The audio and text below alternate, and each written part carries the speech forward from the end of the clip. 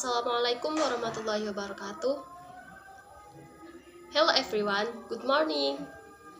How are you today? Alhamdulillah, I'm good, Miss. Before I explain the material today, do you know what we learned today? Okay, alright. Today we will learn about tenses. There are actually many types of tenses, almost 16 more. But today we will learn two kinds of tenses. Number one is simple present tense and number two is present continuous tense. Do you know about simple present tense? Oke, simple present tense is kalimat dengan pola bentuk kata kerja yang menyatakan kejadian yang berlangsung di masa sekarang. Simple present tense have three functions. Number one is expressing habitual action atau mengekspresikan tindakan kebiasaan. For example, Rudy eats with right hand. Rudy makan dengan tangan kanan. Itu menunjukkan ekspresi kebiasaan yang biasa dilakukan oleh Rudy. Number two is fact and general truth, yaitu fakta dan kebenaran umum. For example, the sun rises in the east. Contohnya matahari terbit dari arah timur.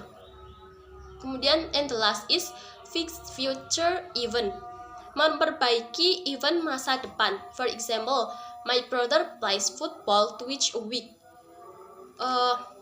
Saudaraku bermain sepak bola 2 kali dalam 1 minggu.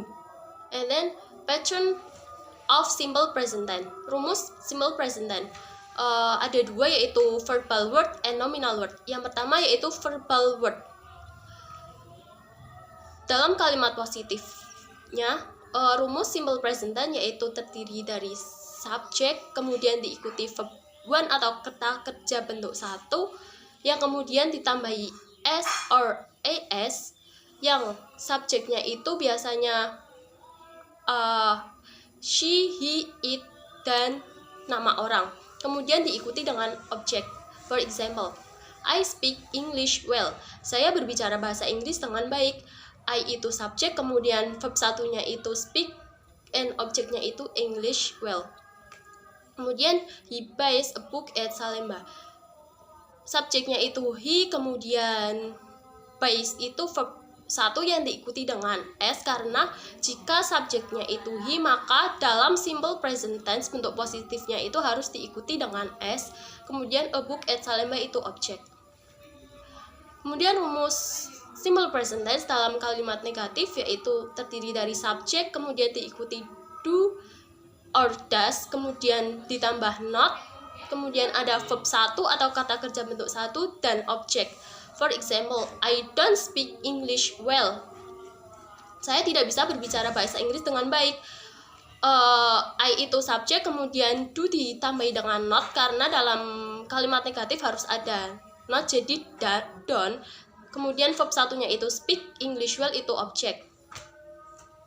Contoh lainnya yaitu he doesn't buy a book at Salemba. Dia tidak membeli buku di Salemba. Kemudian dalam kalimat interrogatif, verbal word simple present tense yaitu do atau does itu diletakkan di awal, kemudian subjek diletakkan setelah do or does, kemudian diikuti verb satu atau kata kerja bentuk satu, dan yang terakhir itu ada objek. For example, do you speak English well? Apakah kamu bisa berbicara bahasa Inggris dengan baik? Perlu diingat bahwa jika subjeknya itu I, you, they, and we itu tidak dalam kalimat positif simple present tense itu tidak ditambahi s atau es. Tapi jika subjeknya itu she, he, it, dan nama orang harus diikuti s atau es. Kemudian kapan kita menggunakan do atau does? Ketika subjeknya itu I, you, we, and they itu menggunakan do, dan ketika subjeknya she, he, it itu menggunakan does. The next is adverb of time simple present tense atau kata keterangan waktu yang bisa digunakan dalam simple present tense, yaitu ada always, usually, often, sometimes, seldom, rarely, every day, from time to time, occasionally, and frequently. Rumus simple present tense yang selanjutnya yaitu nominal word atau kata nominal. Yang pertama, kalimat dalam kalimat positif rumusnya pertama subjek, kemudian diikuti to be, is, are, kemudian ana, adjective or noun or adverb. For example, we are happy. Subjeknya itu we, are itu sebagai to be, dan happy itu sebagai adjective. Kemudian dalam kalimat negatif itu rumusnya subjek, kemudian diikuti to be, is, are, ditambah dengan not, kemudian ana, adjective or noun or adverb. For example, we are not happy. We itu sebagai subjek, are itu to be, kemudian karena kalimat negatif harus diikuti not, dan kemudian happy itu sebagai adjective. Dan yang ketiga yaitu kalimat interrogatif atau kalimat pertanyaan, yaitu to be diletakkan di awal, is, are, kemudian subjek diletakkan setelah to be, kemudian ana, adjective or noun or adverb. For example, are we happy? Are itu to be, we itu subjek, kemudian happy itu sebagai adjective, dan dikasih tanda pertanyaan, tanda tanya, karena itu termasuk kalimat interrogatif. Perlu diingat bahwa to be, I itu am, kemudian you, they, we itu are, dan he, she, it itu is. Tenses yang kedua yaitu present continuous tense. Present continuous tense adalah pola bentuk kata kerja yang menjelaskan kegiatan yang sedang berlangsung selama waktu tertentu pada masa sekarang. Present continuous tense have three functions.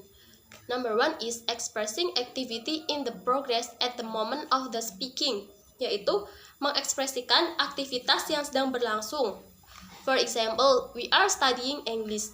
Kami sedang belajar bahasa Inggris. Kemudian number two is telling the activities to temporal time. Menceritakan kegiatan pada waktu yang sementara. For example, I'm taking 10 subject in this semester. Saya mengambil 10 mata kuliah pada semester ini.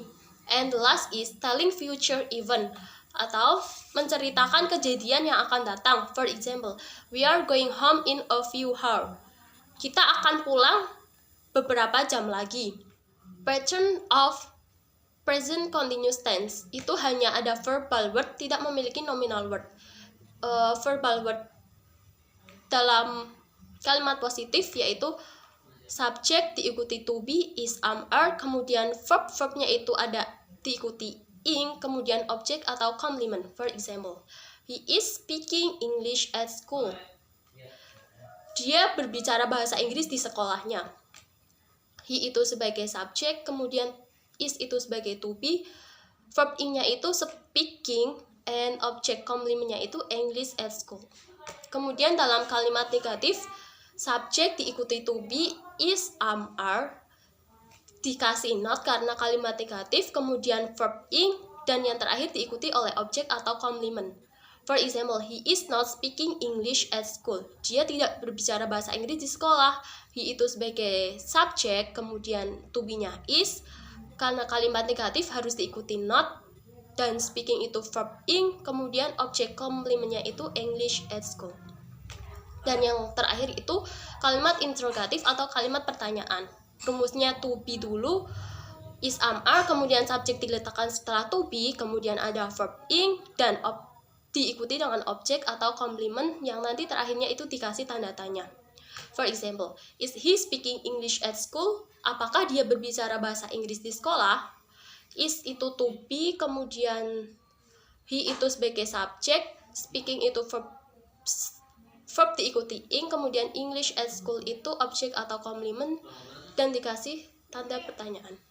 Adverb of time present continuous tense atau kata keterangan waktu yang bisa digunakan dalam present continuous tense itu now, right now, at the moment, and today. Dan ekspresi yang bisa digunakan dalam